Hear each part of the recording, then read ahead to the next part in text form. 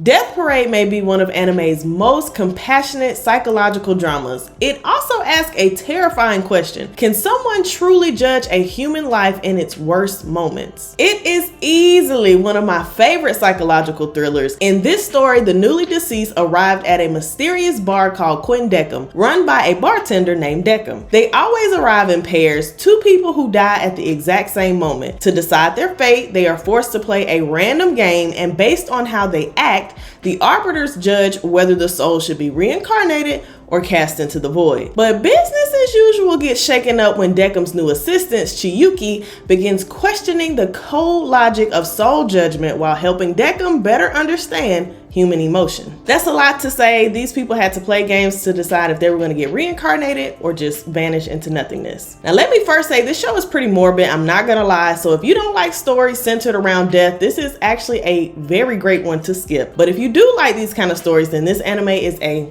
pure gem. I think it gets a little overlooked, so I want to shine just a little bit of light on it. Now, the way it works is very wild. These people walk into the bar together. They may or may not know each other. They're told they have to play a game like darts, bowling, or even cards. But as the game goes on, their memories start coming back and they start to remember the secrets of how they died and what led them to Quindecum in the first place. By the end, the arbiter makes a final judgment and sends them on their way. Now here's the catch, because there's always a catch. The arbiters are not human. They have never lived, they have never died, and they don't feel human emotions. That's why Chiyuki begins to shake things up when she starts teaching Decum about humanity. Now throughout the series, we watch a couple of the other arbiters run their own games and decide who to send where. But the biggest question is, how can someone who really ain't even a someone because they ain't human judge a human's life based on them simply playing a game? Before I answer that, let me just say that I actually rewatched Death Parade several times back to back. The story was just so fascinating to me because as a world, as a society, as a culture,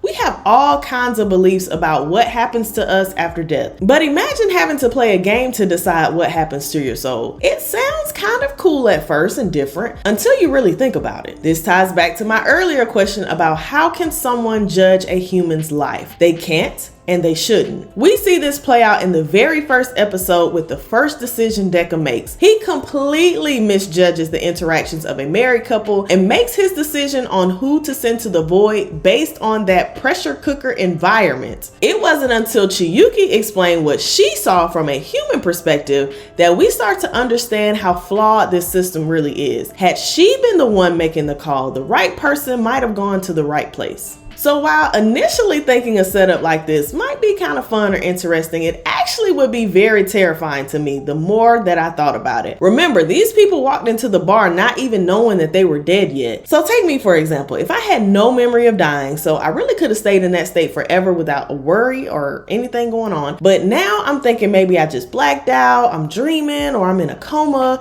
and come to find out that I'm actually dead. The intense emotion that comes with that might affect how I even participate in the game as well as with the other person. This truly might be the worst moment of my life and is going to end up being the only thing that matters. And now someone who doesn't even know what it means to be human or to live or to die gets to decide my fate. Now the best part of this show was watching Decum grow and learn about humans, humanity, and emotions. There were a lot of touching moments throughout, and it was really deeper than just kind of the surface level topic that we got. The story went way deeper than that. It's a super wonderful watch, and I really think that you should give it a try if you're okay with the subject matter. Now, just to close with a little bit of trivia, because I like throwing in trivia, this anime was produced by the animation studio Madhouse, who also brought us Death Note. And if you watch very closely, you'll see that Light Yagami actually makes a small cameo. Thank you so much for watching this video. If these types of shows are your speed, then you should really check out my dark fantasy playlist, and don't forget to subscribe.